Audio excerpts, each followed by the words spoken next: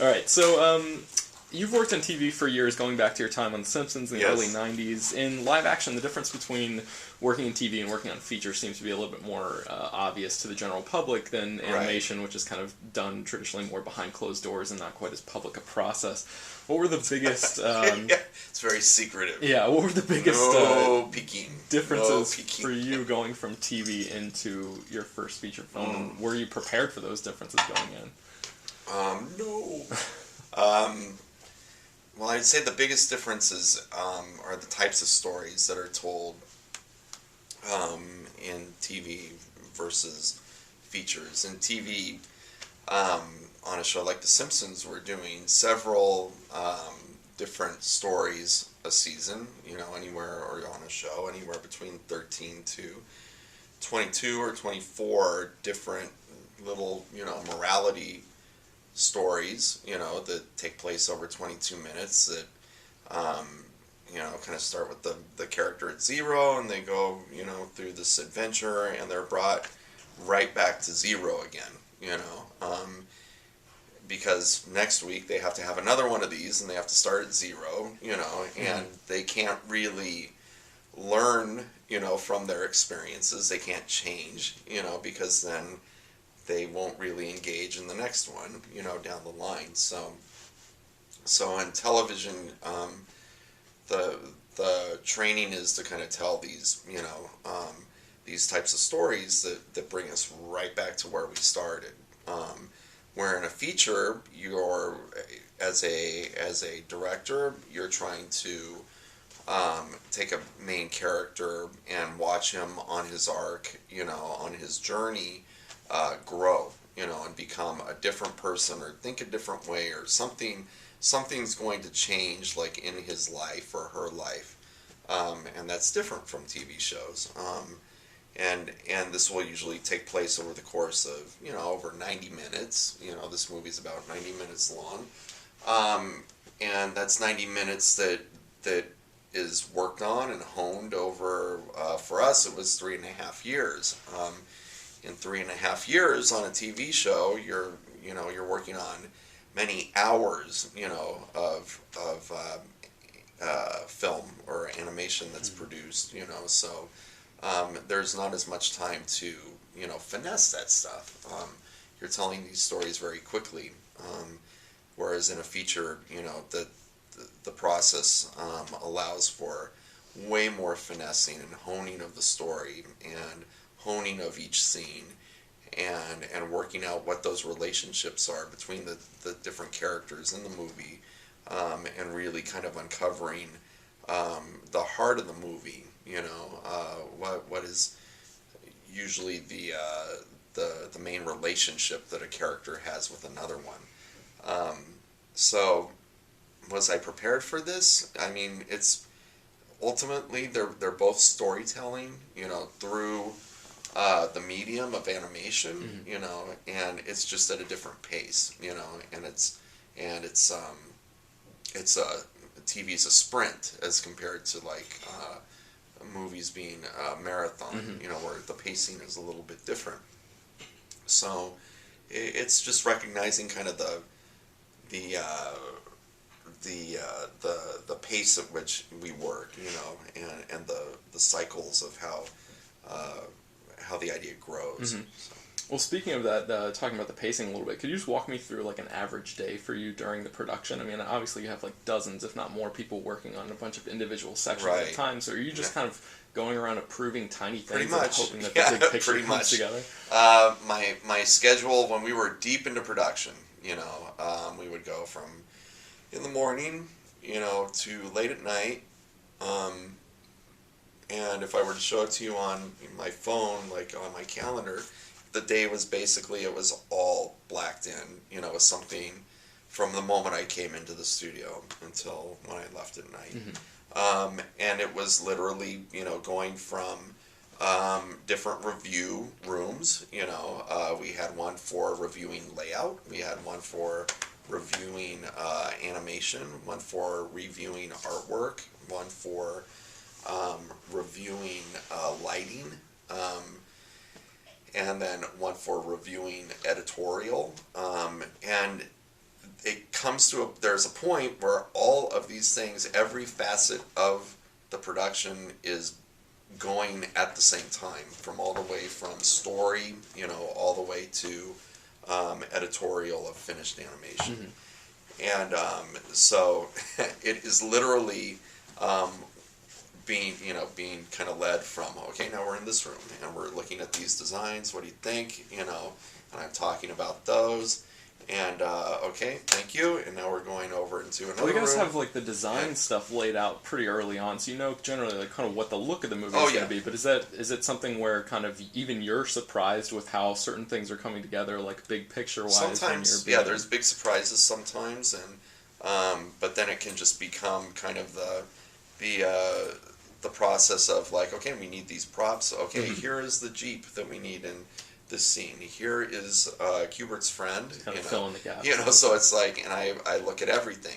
So it is a day of kind of yes, it's going through approvals, looking at things, talking about things, to the point that by the end of the day, I think, God, are people as sick of listening to my voice as I am of listening to my own voice? But it's the job. Yeah. I mean, that is the job of. I'm the person that kind of shepherds all this stuff down the line, and makes sure that it all kind of arrives there safely, that all the pieces kind of come together at the very end. Was the prospect of making a video game movie daunting to you, considering there haven't been very many good ones made so far? Well, I tried to kind of put that out of my mind. I didn't want to kind of go into it thinking, this is going to be the first good video game movie. Because there is kind of that stigma, about movies based on video games, to the point where I really didn't even put ourselves in the same kind of league as those movies. I said, we're an animated film, we're an animated comedy. We are a character comedy that happens to be taking place in the world of video games.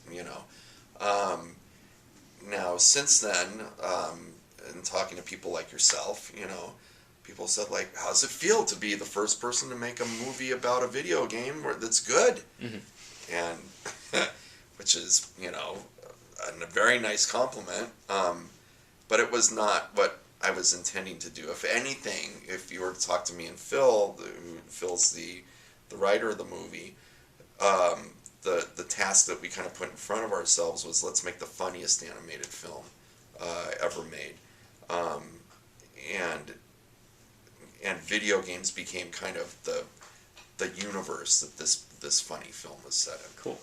Well, speaking of the comedy, like with The Simpsons, there are a ton of these references peppered throughout the movie that are clearly for an older audience, even like film-related ones, alluding to movies like Alien and Batman and even The Wizard of Oz, which was one of my favorite moments in the film. I thought it was hilarious. How do you handle that particular balance, knowing that the kind of primary audience for this movie is a younger crowd that probably isn't going to get a lot of those references? Well,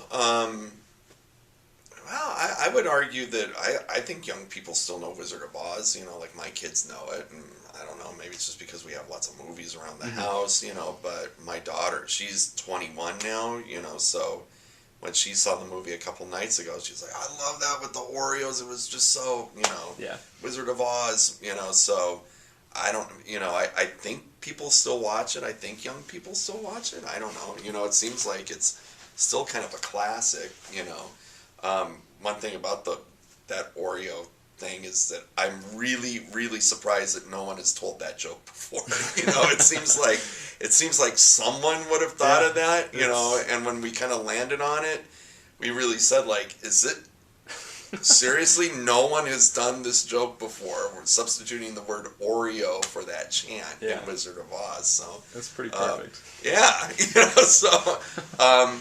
But I mean, when we do these kinds of things, I don't try to do them, to where it should be funny or feel good, even if you don't know the reference. I think, like, if someone didn't know that chant came from Wizard of Oz and they saw that, they would still think it's pretty cute, or that it's pretty funny. Right.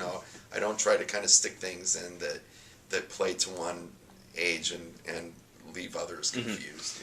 There's one particular thing that I have to ask you about. There's a sequence in the movie where the characters Calhoun and Felix get trapped in this quicksand, and these Laffy Taffy trees are coming down. And that was the one thing that kind of seemed a little out of place to me in the whole movie, because there's all these great messages about being yourself and all these kinds of things and coming to grips with your place in society. The Laffy Taffy just took me out of the picture. Well, there's this... the movie kind of pauses for a second and basically says that violence is hilarious. And I just thought that was kind of strange. I think that well, it is. I mean, come on. The comedy is all based on violence, for God's sake. Okay. I think if we're saying the theme of the movie is kind of be yourself, it's like Calhoun helps save them by being aggressive, and that is who she is, you know. Right. And Felix, it's not like she's hurting him, right? You know, it was his idea, you know, and he's kind of taking one for the team. And it was very quick thinking. Good. All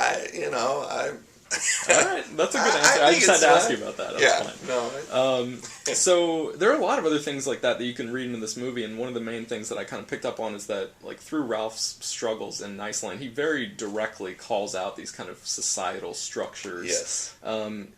I know that you were involved in the writing of this movie, and kind of you came to it fairly early on in the process. Were those kind of deeper meaning themes something that you guys like put in there early on purpose, or did they just kind of like progress naturally as the film came together? Well, I mean, it is something that we knew that Ralph we wanted to make Ralph something of like a misfit or kind of a pariah, you know, someone who's been kind of marginalized and pushed aside, just kind of because of his station, you know, in life and who he is. And the fact that he is, you know, kind of built for wrecking stuff, and he is kind of clumsy and oafish, you know, it does not help, you know, that he's not doing anything to kind of help his case, you know, against these people. So he kind of plays into their hand, and from an early point on, you know, we wanted the people in that game, the Nicelanders, to kind of come off as, you know, that or people that are somewhat sheltered, you know, and kind of a bit with kind of we tried to go for kind of a country club type of, you know, vibe with them, you know, and that's to kind of, it's not so much to make a social comment, you know, it's more to kind of give them a type, you know, that when you look at them and you see how they're dressed and the way they carry themselves, and I think it's just a tenet of good comedy that you can kind of identify them and go, oh, they're snobs. Okay, I get it. They're kind of effete and snobbish, and he's the, you know, and he's the brusque kind of oafish one, you know, and I can see how these two worlds don't understand each other, and how they would take him one way when he's just trying to kind of ingratiate himself, you know, that they see him, you know, as this monster, but he can't help it, you know, because of who they are, you know. So it wasn't so much as trying to kind of, you know, take a stand against, you know, the caste system, you know, but it was more kind of, you know, really kind of nailing who the different characters are, you know, and so they're a quick read for the comedy, and so the story is told very quickly. Cool. I think I have time for one more for you. So I have to ask you about the real-life video game characters that you were able to incorporate into the film. And you talked at Comic-Con about this, and last time I spoke to you, actually, you said that it was a fairly easy process to kind of get everybody on board with this stuff. Did you have to get one big name first, like a Bowser or somebody like that, to be able to use as an example for the other people? We didn't get Bowser first. I'm trying to remember who kind of came aboard first. But I think, like, Pac-Man came in pretty early. You know, that was one of the first meetings we went to, was with Namco. So we would always, I mean, people would kind of sometimes ask, like, well, who else is in? Yeah. Well, Pac-Man, you know, is Did that help coming you out on board. a little bit? Oh, really? Pac-Man. Okay, well, we will get right back to you. You know, so it would kind of give legitimacy to, you know, to the movie, you know, and that other people were taking it seriously, where, you know, the people we'd be talking to would kind of sit up and, oh, well, if he's in, you know, it kind of gave an air of safety, you know, that, oh, well, if Pac-Man's in it, then, yeah, I think we could consider being in it. But once Bowser was in, that was a big that was landing a big fish, you know. So we would just kind of say, well, Bowser is going to be in, and oh well, then Zangief's definitely in, you know. So, but they were a joy to work with. I mean, they were they were, you know, very very, you know, anxious to kind of be a part of, you know, the whole project, and as long as they knew that, you know, that we were being true to their characters, or that we were, you know, that that the appearances were legitimate, you know, and that they were appropriate. And I know there's been like a lot of talk of like, well, why wasn't Mario in it, you know? And people think that it was like too much money or something, because John C. Reilly and I made a joke at Comic-Con about it, about Luigi wanting more money than Mario or something, and somehow that's turned into an entire snowball, you know, on the internet of, well, the director said that Nintendo wanted too much money, you know, which is not true. You know, let me just say for the record, it's like what happened was we did not have, if you're going to Nintendo for someone like Mario, you know, it would be like coming to Disney and saying like, we would love to use Mickey Mouse in something. Well, what would you like to use him in? Or what would you like him to do? Well, we'd like him to kind of just walk on and go, hi, you know, and just, it's, Mickey Mouse Disney's not going to let Mickey Mouse do just like a cheap kind of cameo, you know, that has nothing to do with the character of Mickey Mouse, you know, and it's the same with Nintendo, with Mario, you know, it's like, we were always looking for a situation that was appropriate and kind of worthy of going to them and saying, we'd like Mario to do this. And in developing the story, since that opportunity never kind of arose, you know, there was nothing to go to them for, you know, and we decided, well, you know, if we don't have, look, you know, if people like the movie as much as we love the movie, the people that are making it, then how about this? Why don't we cross our fingers that we do a sequel, you know, and wouldn't it be good then to kind of tailor make something that Mario could be in, you know, so why waste Mario, you know, in the first one if there's another one and there's an opportunity. And you guys got the reference off to him, the fashionably light things. We got that one off, you know, we definitely, there's, you know, Bowser's in it, there's a mushroom, you know, Felix calls him by name, so he's there, you know, he's in the air, you know, so I think it's just whetting the appetite for somewhere down the line to actually, you know, have him appear, which I think, you know, is very, very likely. Cool. All right. Well, congratulations. Thanks very much for your time. Nice to meet you. You too. Speak to you.